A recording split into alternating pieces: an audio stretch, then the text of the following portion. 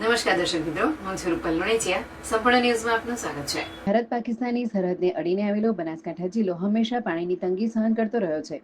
ત્યારે સતત કુદરતના પ્રકોપનો ભોગ બની રહેલા બનાસકાંઠા જિલ્લા માટે આગામી સમય પણ ખૂબ જ કપરો સાબિત થવાના એંધાણો અત્યારથી વર્તાઈ રહ્યા છે.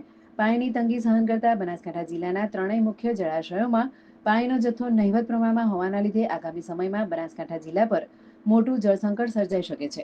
ત્યારે બનાસકાંઠાની જીવાદોરી સમાન દાંતીવાડા ડેમમાં ફક્ત 11.84% જેટલું જ ખૂબ જ ઓછું પાણી હોવાથી તંત્ર દ્વારા ખેડૂતોને સિંચાઈનું પાણી આપવાનું બંધ કરાતા ખેડૂતોની મુશ્કેલીઓમાં વધારો થયો છે.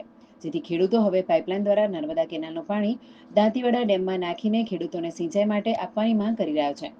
બનાસકાંઠા જિલ્લાના લોકો ઉનાળા દરમિયાન પાણીની બૂંદ માટે તરસતા હોય છે. ત્યારે જિલ્લાના લોકોને પાણી મળી રહે તે માટે જિલ્લામાં દાંતીવાડા, સીપુ અને મુક્તેશ્વર એમ 3 મોટા જળાશયો બાંધવામાં આવ્યા છે.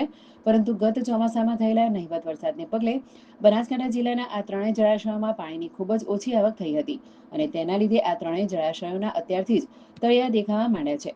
ત્યારે દાંતીવાડા ડેમમાંથી ખેડૂતોને સિંચાઈનું પાણી 5 માર્ચે બંધ કરી દેતા ખેડૂતોની મુશ્કેલીઓમાં વધારો થયો છે. પાણી વગર ખેડૂતોનો પાક સુકાવાની સ્થિતિ સર્જાતા ખેડૂતોની ચિંતામાં વધારો થયો છે.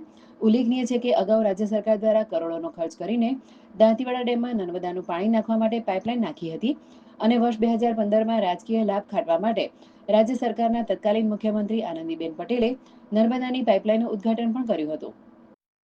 પરંતુ ઉદ્ઘાટન કર્યાને વર્ષોનો સમય વીતી ગયો હોવા છતાં અત્યારે પણ બનાસકાંઠા જિલ્લાનો મુખ્ય જળાશય દાંતીવાડા જળાશય ખાલીખમ છે. તેમાં ક્યારેય નર્મદાનું પાણી નખાયું નથી, જેને લઈને ખેડૂતો ઈચ્છી રહ્યા છે કે પાઇપલાઇન દ્વારા ડેમમાં પાણી ભરવામાં આવે તો પાણીનું સંકટ ઓછું કરી શકાય અને ખેડૂતોને સિંચાઈનું પાણી પણ આપી શકાય.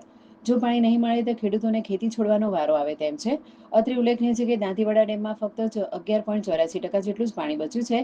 તો બીજી બાજુ ખેડૂતોને સિંચાઈનું પાણી આપવાનું બંધ કરાયું હોવાથી ખેડૂતોમાં ભારે રોષ જોવા મળી રહ્યો છે અને ખેડૂતોનો પાક સુકાતો હોવાથી ખેડૂતો પાણી વગર હિજરત કરવાની ચીમકી ઉચ્ચારી રહ્યા છે.